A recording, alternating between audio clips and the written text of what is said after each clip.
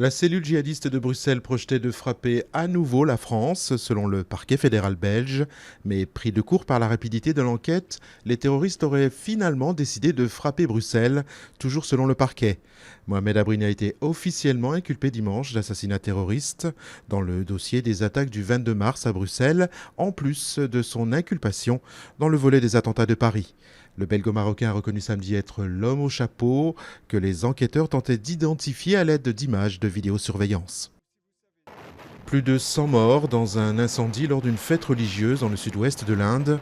Le drame aurait été provoqué par un feu d'artifice mal maîtrisé pour la fête du Nouvel An hindou, alors que des milliers de personnes étaient venues assister à l'événement. Ouverture à Hiroshima au Japon du G7 des affaires étrangères. Une réunion de 2 jours des chefs de la diplomatie avec un événement sans précédent.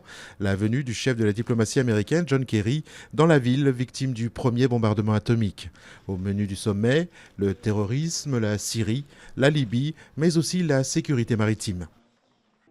Nouvelle étape dans la folie des grandeurs de Dubaï.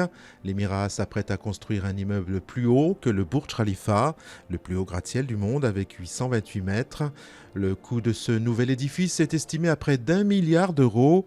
Sa structure évoque un minaret arrimé au sol par des câbles.